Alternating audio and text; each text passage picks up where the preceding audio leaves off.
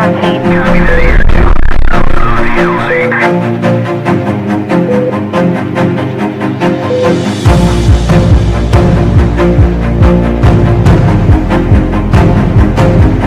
el Altísimo Dios Todopoderoso les bendiga a toda nuestra gente del programa El Mundo Actual. Saludos muy especiales para toda nuestra audiencia y déjenme compartir con ustedes este 8 de abril un tema importantísimo. Y escúchelo bien, porque este tema o esta misma pregunta sería bueno que tú se lo hagas, en primer lugar, a tu familia, a tus amigos, a cualquier persona, sobre todo si lo ves que es una persona que no le importa lo que está pasando.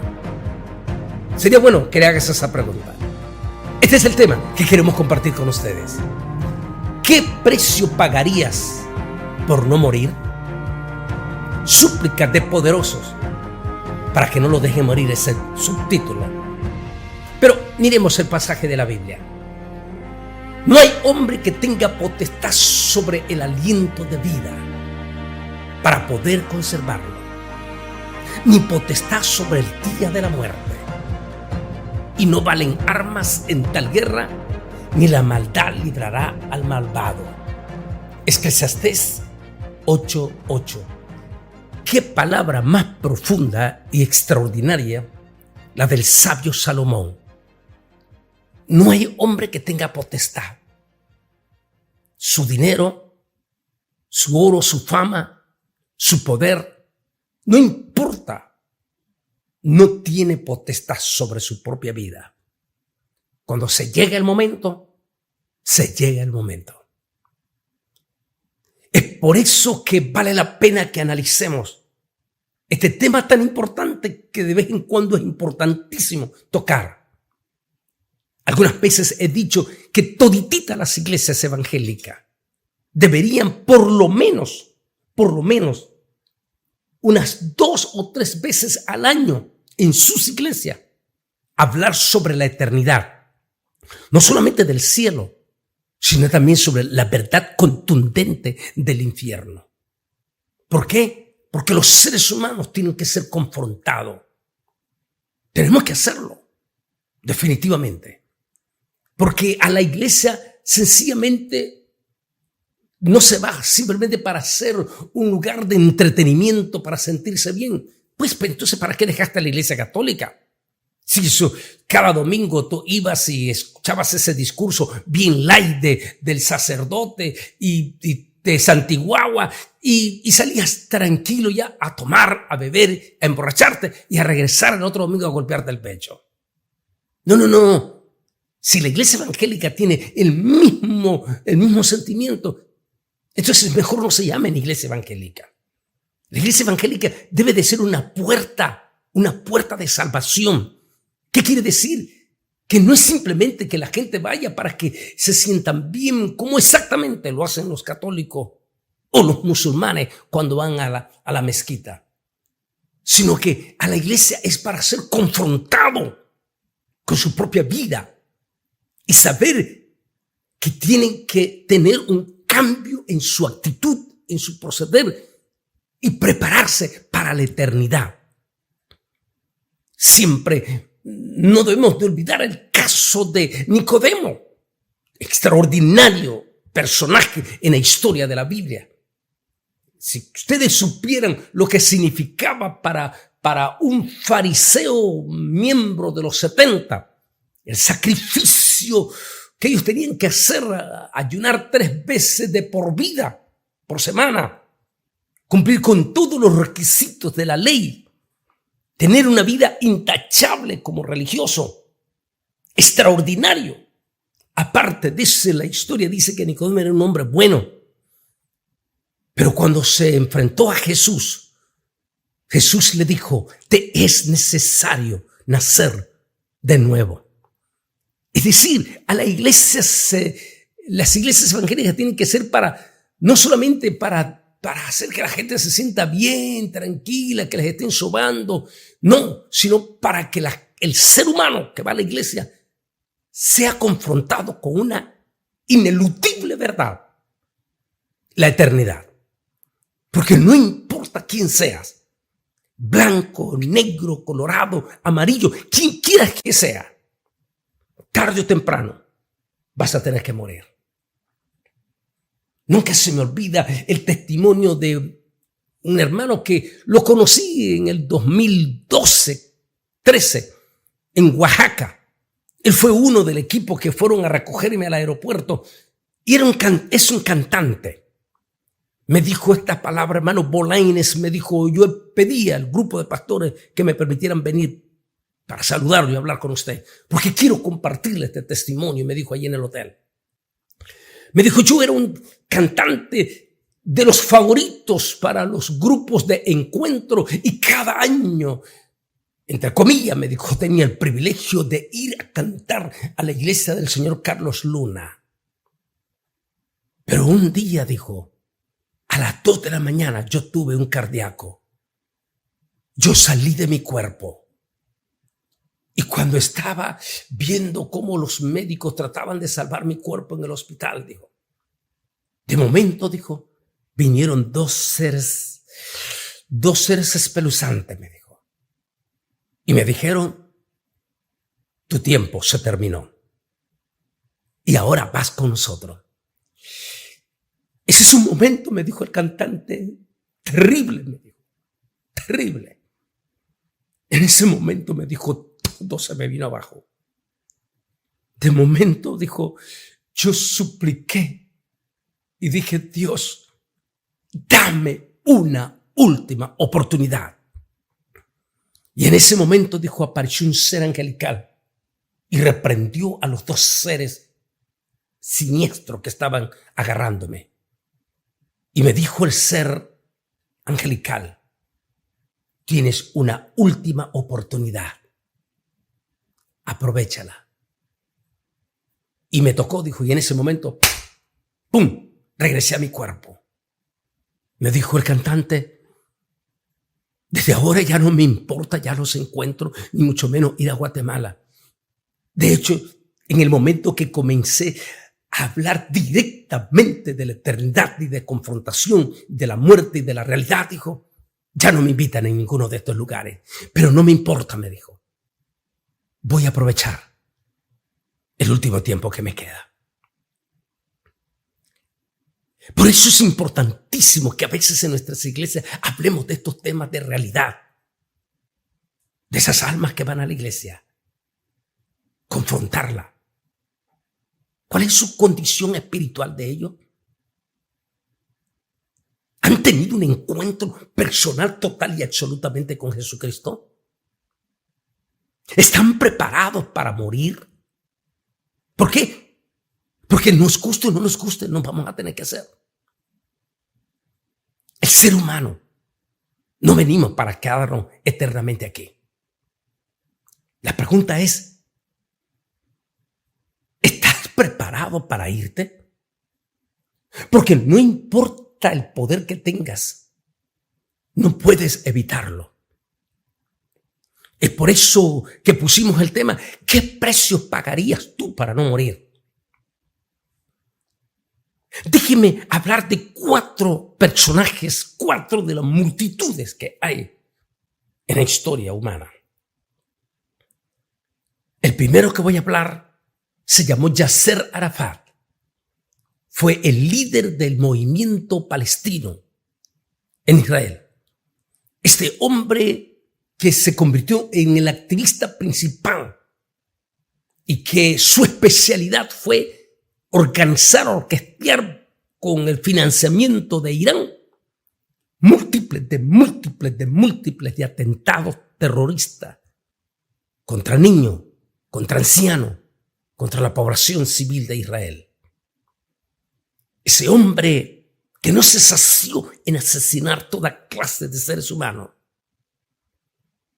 En el 2002, él se paró en la explanada del templo, en el monte de Moriat, allí en la mezquita de Omar. Y desde allí, públicamente, Yasser Arafat maldijo al pueblo de Israel y dijo que no moriría hasta no ver al último judío lanzado en el mar Mediterráneo. Eso fue el 2002. 2004, Yasser Arafat se enfrentó a la eternidad. La historia, los expertos dicen que duró 7 días en agonía.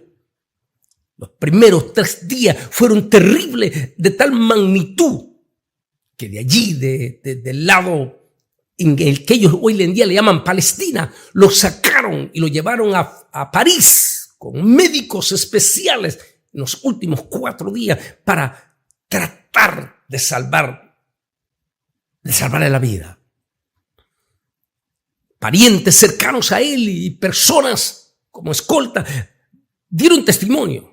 Dice que uno de los gritos que pecaba en esos 7 días espantosos de Yasser Arafat, dijo uno de las personalidades, era que suplicaba cuando lo sacaron de Jerusalén rumbo a Francia. Suplicaban, por favor, no me dejen morir.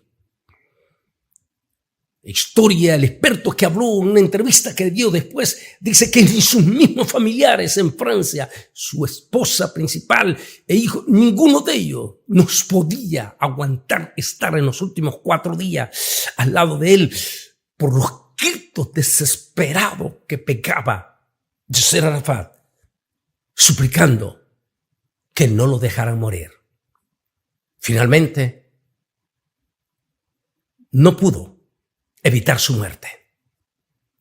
Su fama, su poderoso dinero que había caudalado a causa del derramamiento de sangre, su multitud, sus más de 70 hijos que llegó a tener, porque recuerde que ellos utilizaban la bigamia, 70 hijos, sus 70 hijos, sus esposas, todo, ninguno de esas cosas pudo evitar que Yasser Arafat pasara a la eternidad.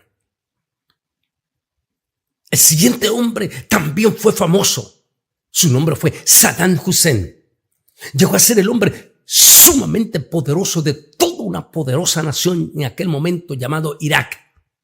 A través de esa nación, este hombre cometió crímenes, en algunos momentos, crímenes de lesa humanidad. Es un hombre que estaba completamente, sus manos completamente manchadas en sangre. Un hombre que nunca jamás pensó en que un día iba a morir. Tenía todo el poder de Irak. Se consideró en algunos momentos como el propio Nabucodonosor. Soberbio, orgulloso. Hacía lo que a él le daba la gana. Mandaba a matar a quien él le daba la gana. Dicen los historiadores que la mujer que él andaba en la calle y le gustaba, él la agarraba y le hacía lo que le daba la gana. Pero como dice un dicho en Nicaragua, no hay mal que dure 100 años, ni cuerpo que lo resista. Tarde o temprano el ser humano tiene que enfrentarse a un paso a la eternidad.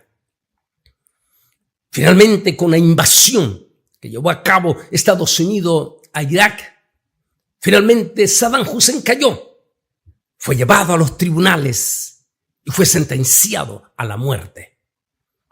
Dijo uno de los verdugos que le tocaba ejecutar la ejecución, dijo, ni yo mismo podía aguantar las súplicas de aquel hombre para que no lo dejaran morir.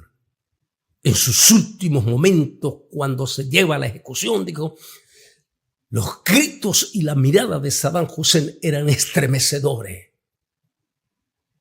Por favor, no me dejen morir.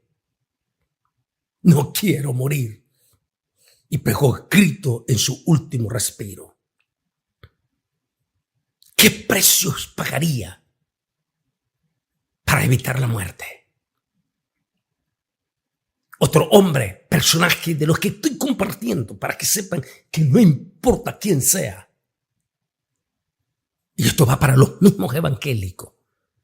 Evangélicos religiosos como estos que van a estas iglesias bien light y que nunca en todo el año son confrontados de que un día se van a enfrentar a la muerte. Hablemos de otro personaje en la historia. Estoy hablando de personajes que hicieron alarde de su poder, asesinaron, mataron, nunca tuvieron misericordia de nadie. Osama Bin Laden nunca mostró en su vida un remordimiento por la masacre de más de 3,000 almas inocentes que asesinó en las Torres Gemelas. Era un tipo insensible, completamente insensible. Se dice que también tenía, al igual que Yasser Arafat, 70 hijos. Tenía todas las mujeres que él quería.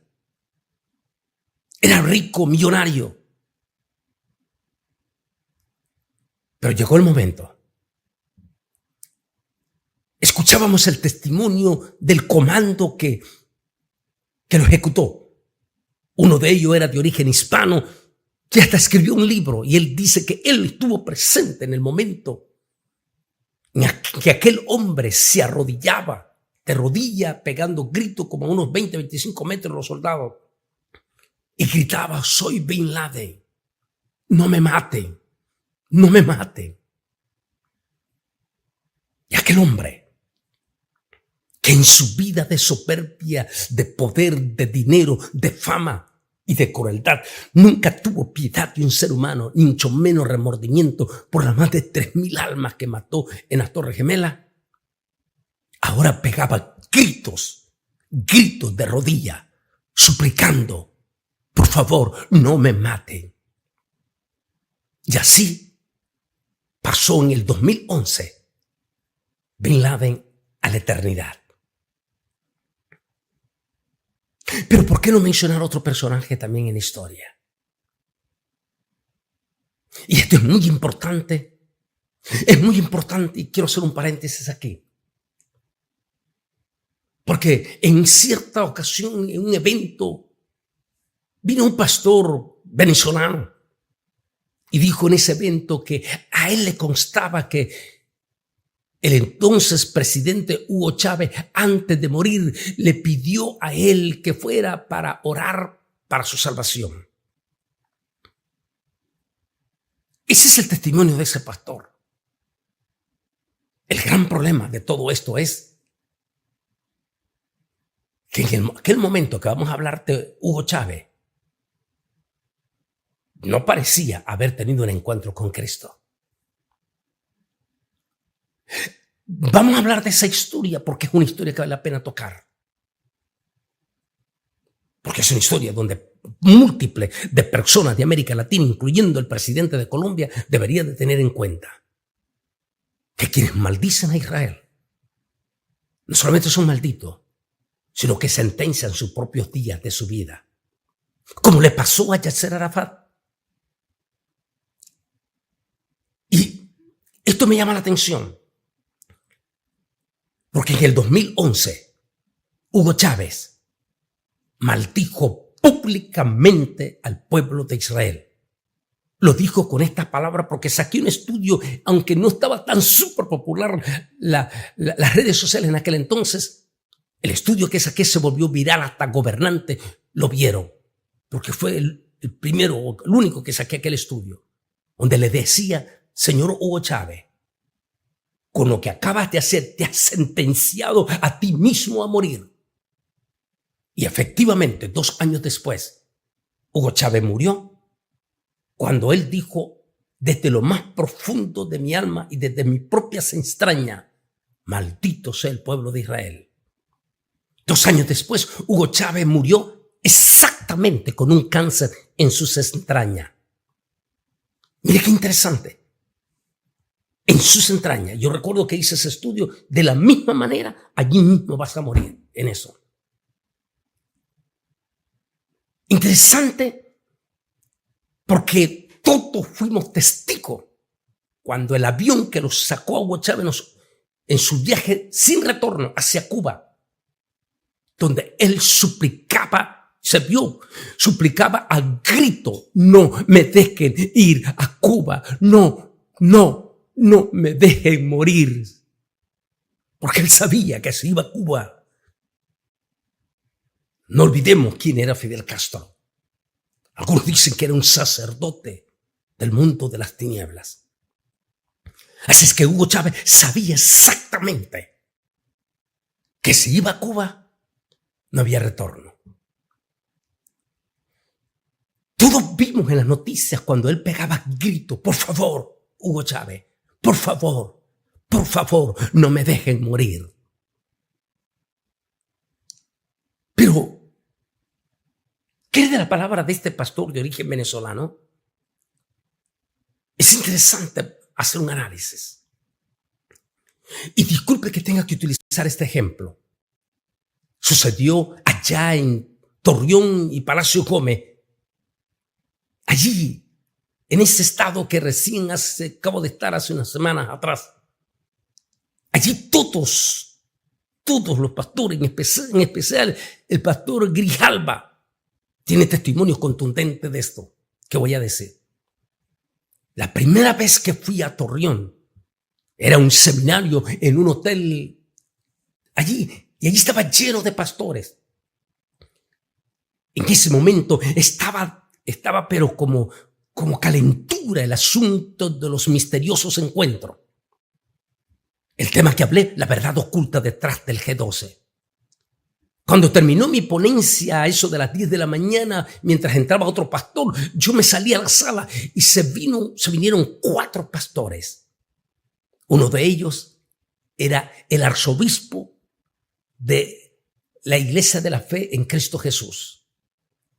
Él vino y me escupió una y otra vez sobre la cara, mientras el otro pastor que estaba con él, de otro concilio, también me escupía y me abofeteaba en la cara. Más otros 2 que gritaban insultos contra su servidor. Hizo que se vinieran, todos los pastores, se levantó el seminario y se dejaron venir los pastores, unos para defenderme. Lo que quiero compartir de esto, y eso lo sabe todo Palacio Gómez y todo Torreón. En menos de 2 años, los 4 pastores habían muerto. El pastor, el obispo, murió un mes después que es el que más me escupía en la cara. Murió de un cardíaco. La esposa de uno de esos 4 pastores que murieron llamó al pastor Grijalva. Me decía, pastor Grijalva, me llamó llorando, me decía la esposa de él, la viuda: Mano Grijalva, pastor Grijalva, dígame por favor que mi esposo se salvó. Pastor Grijalva dijo: hermana, lo siento. No está en mí decirlo si sí o no. Porque él murió producto de un juicio de Dios. ¿Por qué es importante tocar esto? Porque si es cierto lo que dijo el pastor de Venezuela, de Hugo Chávez, la pregunta del $1.000.000 es: entonces, ¿por qué tenía terror y espanto a la hora de morir? No olvidemos que en cierta forma Hugo Chávez murió producto de un juicio de Dios, cuando él maldijo al pueblo de Israel. Finalmente, el número 1 de todo Venezuela, muchísimo dinero, poder y todo, no pudo evitar su muerte. Y se fue pegando gritos y súplicas de que no lo dejara morir. ¿Por qué es importante hacer unas reflexiones de esto? Porque todo, incluyendo los evangélicos, debemos de tener certeza absoluta de que nos guste o no nos guste, un día nos vamos a enfrentar a la muerte. La pregunta es: ¿estás preparado para ese día? Una vez que se llega, como tengo un estudio, que es el que más alma nos ganó, el día del juicio final, ese día en que todititos tendrán que comparecer. Así que no importa quién seas, puedes ser el hombre más rico del mundo, el hombre más poderoso del mundo, el hombre más insensible como Bin Laden o como Saddam Hussein o como Yasser Arafat. No importa. Tarde o temprano la muerte te llegará. Y con él, el salto a la eternidad. Si moriste con Cristo, te vas a la presencia de Dios. Pero escuchaba entre las redes sociales el testimonio de un pastor. Este pastor decía: yo soy pastor de una iglesia, pero mi iglesia era un mensaje bien light. Nunca predicaba de confrontación, del infierno, de la muerte, de la venida de Cristo. Nunca, porque decía que ese mensaje era para asustar a la gente. Pero decía el pastor en las redes sociales: tuve un infarto y yo iba derechito en el túnel hacia el infierno. Pero el Altísimo se me dio una segunda oportunidad.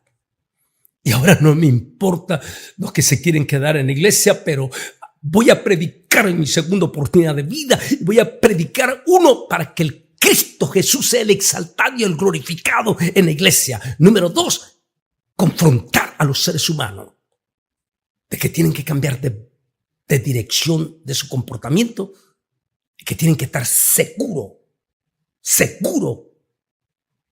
a dónde van a ir después de la muerte. Solo hay una manera de evitar la eternidad sin Dios, sin fe y sin esperanza. Es única y exclusivamente en un genuino y auténtico arrepentimiento. Sí, una entrega total y absoluta de tu alma a Cristo Jesús. No importa lo que digan los grupos sectarios que no existen. ¿De qué te sirve que creas todo eso si a la hora de la muerte todo eso no te puede servir? En otra palabra, es mejor asegurar tu eternidad teniendo a Jesús en tu corazón, pero teniendo un cambio radical en tu vida depravada, insensible o religiosa que estás llevando en tu iglesia. Y a los que son pastores, más les vale a ustedes, porque recuerden que dijo Santiago: no procures hacerte guía, porque tendrás mayor condenación. Si usted está viviendo del púlpito, no es para que seas famoso, ni para que te vuelvas importante. No olvide, eres un simple servidor. Y tu misión es usar el púlpito para llevar la palabra bendita y una palabra que confronte al ser humano que va a la iglesia, para que tenga un cambio en su vida. Por si la muerte lo reprende, lo sorprende, esa misma semana esa persona se salve. O tal vez a ti mismo, pastor. En otra palabra, es importantísimo que siempre hagamos un análisis de la palabra. ¿De qué le servirá al hombre si ganar todo el mundo, pero pierde su alma? ¿O qué dará el hombre a cambio de su alma? Dijo el Señor Jesús en Mateo 16:26. Y de la manera que está establecido para los hombres que mueran una sola vez, no importa quién sea, vas a morir. Hebreos 9:27. El fruto del justo es árbol de vida. El que gana un alma es sabio, dice Proverbio 11:30. Sepa pues, dice el hermano del Señor, que haga volver al pecador del error de su mal camino, salvará de muerte un alma y cubrirá multitud de pecado. Es una bendición honorable para usted, cristiano, para usted, pastor, evangelista, ser un ganador de alma. ¿Sabe por qué? Porque una vez que se llega a la muerte, si esa persona no se salvó, ya no hay nada que hacer por él. Así que la llegada de esas almas a tu iglesia es la grandísima oportunidad que esas almas encuentren la puerta al cielo. No un entretenimiento, no un pasatiempo, no para ir a escuchar chistes y carcajearse, sino para ir a recibir un mensaje que lo confronte. Y recuerda, predicador, pastor, cada alma que se convierte, tú eres bendecido también. Porque Dios ama a los ganadores de alma. Debe de ser el énfasis de cada pastor, evangelista, todo ser ganadores de alma. Porque recuerde, pues ni el oro, ni la plata, ni el poder, ni la fama evitará que el ser humano se muera. Se tiene que morir. La pregunta es, ¿dónde va un minuto después de la muerte?